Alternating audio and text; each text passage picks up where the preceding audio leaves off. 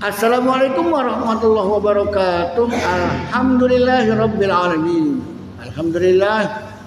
Alhamdulillahilladzi arsala rasulahu bil huda wa dinil haqqi liyudhhirahu 'ala ad-dini kulli wa kafa billahi shahida.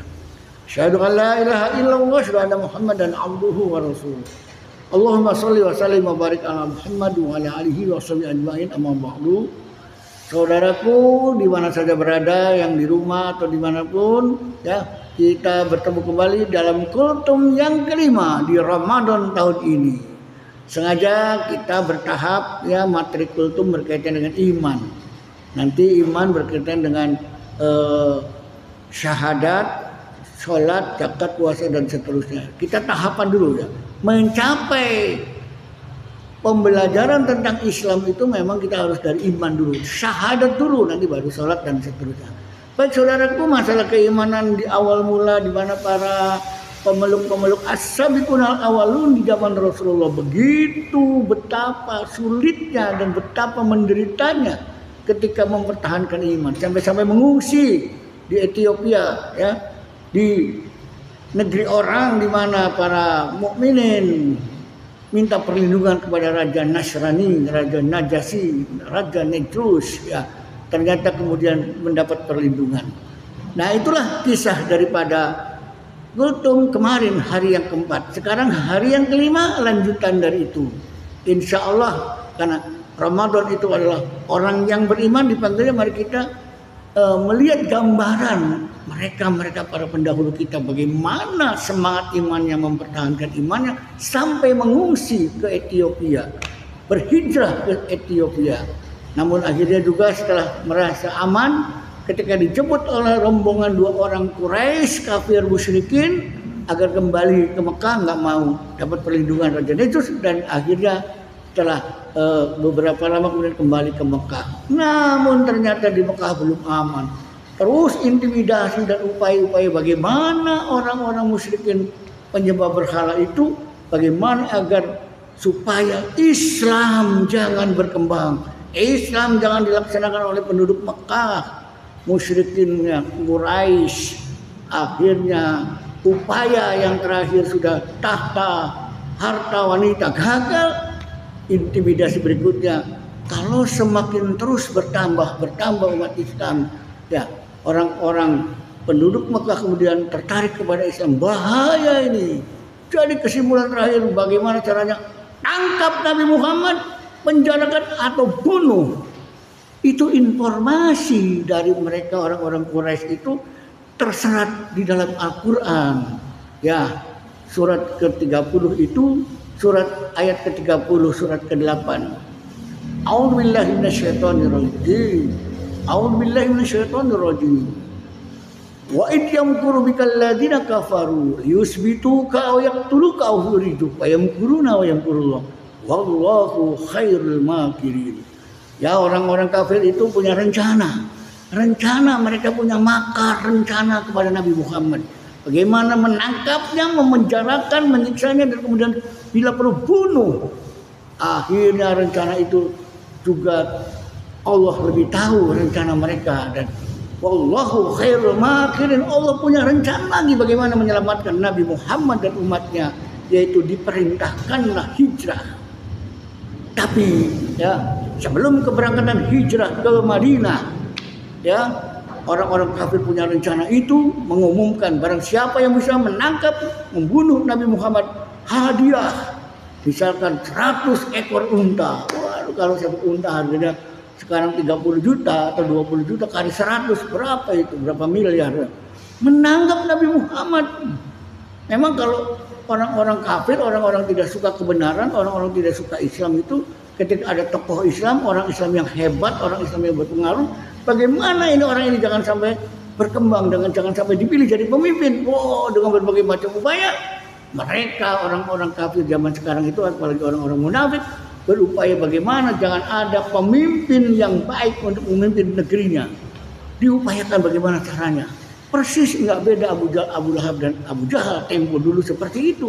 Bagaimana, ya, agar jangan sampai Islam berkembang, Nabi Muhammad bila tangkap, penjarakan, bunuh. Namun apa yang terjadi, saudaraku, ya, para pemirsa juga yang ada di rumah barangkali yang sedang menyimak ini ya, ternyata apa yang terjadi ya, begitu Nabi Muhammad mau keluar rumah sudah dikepung rumahnya, di rumah Sayyidina Ali bin Abi Thalib dikepung oleh para pemuda-pemuda Quraisy yang siap untuk menangkap Nabi Muhammad hidup atau mati. Hadiahnya 100 ekor unta. Wah, semangat tuh ya, berlomba-lomba ya. Ternaknya Abu Jahal, ternaknya Abu Lahab siap untuk menangkap Nabi Muhammad. Mereka juga rupanya punya sopan santun. Enggak berani menangkap di dalam rumah. Dia tangkap ketika Nabi Muhammad keluar, sikat, tangkap, telikung, bawa, culik. Wow. Dia tunggu di rumah. Kompak mereka. Rupanya kalau udah dapat hadiahnya bagi-bagi sesuai dengan kelompoknya masing-masing. Ternyata Nabi Muhammad sebelum subuh udah keluar. Memang biasa sebelum subuh menuju ke Masjidil Haram. Ya, makanya ditunggu keluarnya itu sebelum subuh. Nabi Muhammad keluar sebelum subuh, mereka apa? Mereka nggak ketahuan ketiduran, ngorok saja. Memang dibikin sama Allah, tidur semua. Singkat cerita begitu siang pagi matahari sudah nongol, mereka pada ngelilir bangun. Waduh, kemana nih? Jangan-jangan udah keluar. Begitu masuk ke rumahnya ternyata yang di tempat pembaringan pas dilihatnya, loh, Sayyidina Ali, mana Nabi Muhammad ini katanya. Wah, mereka melesat mencari ke sana kemari dan dari ujung barat timur selatan semua cari barang kemana larinya.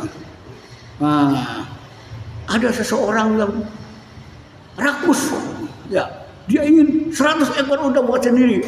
Biar saya tangkap, jadi saya punya kemampuan nih, nangkap Nabi Muhammad gampang, apalagi dia perlu bunuh saja, seret ke Abu Lahab, Abu Jahal, dapat hadiah 100 ekor unta.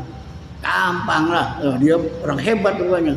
Nanya, ya, Nabi Muhammad kemana ya? Nah, ini jejaknya. Ke sana. Tahu-tahu ada rombongan lain datang bertanya, namanya kebetulan Surokoh. Ya, Surokoh itu kalau dari wong Cirebon mah serakah. Serakah rupanya. Wah, inilah contoh kalau orang yang serakah, hawak, sebuah harta benda ingin dikuasainya, bisnis dikuasainya, sampai-sampai negara pun bila perlu dikuasainya, pulau-pulau itu dijual, disewakannya, kemudian dikuasai sama dia. Wah, itulah orang yang serakah.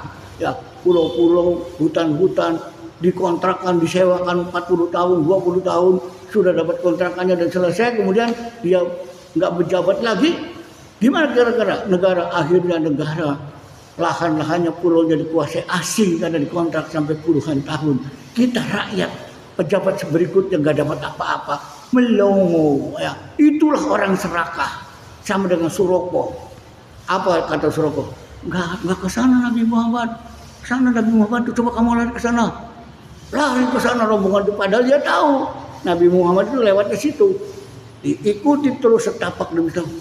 Lama-lama, wow, itu dari kejauhan terlihat Nabi Muhammad yang beserta Abu Bakar lagi berjalan naik unta. Kejarlah sama si Surokoh. Aku bakal dapat 100 ekor unta, kata si Surokoh. Ya, ternyata sudah dekat, kudanya nyungsep, kelimpang, ketepek, bangkit lagi, kejar lagi. Ayo, udah dekat lagi, kudanya ngelimpang lagi. Waduh, ini kuda gimana bisa keblosok terus ya? Akhirnya kudanya gak bisa dinaiki, dia lari agar bisa menangkap dan memenggal kepala Nabi. Dapat 100 ekor unta. Aduh, gimana ini kira-kira ya supaya mendapatkan, larinya diperkencang. Kira-kira tinggal beberapa meter, nyungsep dia. Ya, pedangnya lencat. Nabi Muhammad berhenti, balik kanan.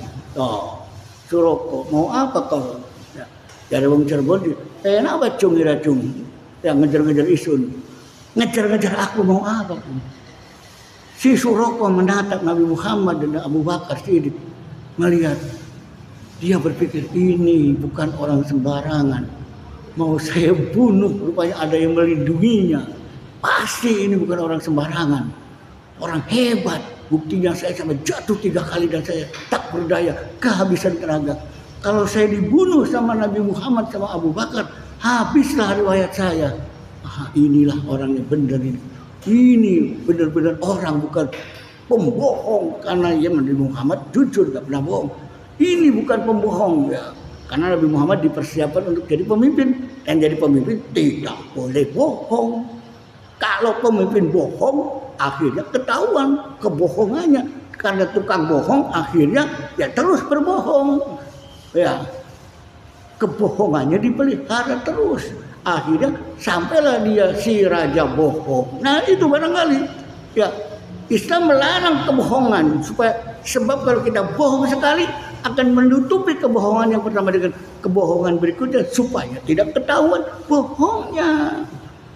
Suraqah berpikir, oh ini orang hebat. Akhirnya, maaf ya Rasulullah, saya tuh mau membunuhmu, dapat 100 ekor unta, tapi engkau adalah benar. Kau adalah panutan, kau adalah contoh pilihan yang dikirim oleh Tuhan kita. Ya, oleh karena itu maafkan saya dan saya siap masuk Islam. Aku bersyahadat mengakui menyaksikan engkau adalah utusan Allah. Setelah selesai bersyahadat, Suraqah kemudian oleh Rasul dianjurkan, kamu jangan cerita ke siapa-siapa ya. Kalau kamu nanti cerita ke siapa-siapa kamu sudah masuk Islam, kamu akan dipenggal lehernya, akan diintimidasi, kamu akan ditangkap, kamu ke penjara, kamu bila perlu bunuh kamu. Kamu diam aja, diam. Kamu pertahankan akidahmu, keimananmu, biar yang lain tidak, ya, biar yang lain tidak tahu bahwa engkau adalah telah masuk Islam. Disinilah saudaraku ya, yang sedang berpuasa Ramadan, betapa mendapatkan iman itu susah. Berjuang dulu, sakit-sakit dahulu, mendapat keyakinan itu. Dengan pencerahan pikirannya, perasaannya, bahwa ini adalah orang baik harus didukung. Orang jujur harus didukung, jangan pembohong yang kita dukung. Inilah kehidupan. Bagaimana mencermati pola pikir, perasaan, dan keyakinan. Kemudian dikolaborasikan menjadi sebuah realisasi bagaimana kita menjadi orang yang baik. Inilah Ramadan, mendidik kita dengan semangat iman. Ya ayyuhalladzina amanu kutiba alaikumusiyam. Kutiba alaikumusiyam. Perintah puasa ini untuk orang yang beriman. Oleh karena itu saudaraku, mari semangat iman kita tanamkan di bulan Ramadan tahun ini. Inilah kultum yang kelima. Mudah-mudahan esok kita akan lanjutkan dengan kultum yang keenam. Mari kita bertasyahud. Asyhadu alla ilaha illallah, astaghfirullah, nas'alukal jannata wa na'udzubika minan nar. Allahumma innaka afuwun tuhibbul afwa fa'fu anna ya karim. Ya astagfirullahaladzim. Ya Allah, ampuni dosa kami ya Allah, dosa ayah bunda kami ya Allah. Ya Allah, Kau Maha Pengampun, Kau suka kepada orang yang minta ampun. Oleh karena itu ya Allah, ampuni kami, ayah bunda kami, saudara kami yang lain semuanya ya Allah. Umat Islam keseluruhannya yang beriman, ampuni dosa kami semua. Demikian kurang lebihnya, terima kasih. Assalamualaikum warahmatullahi wabarakatuh.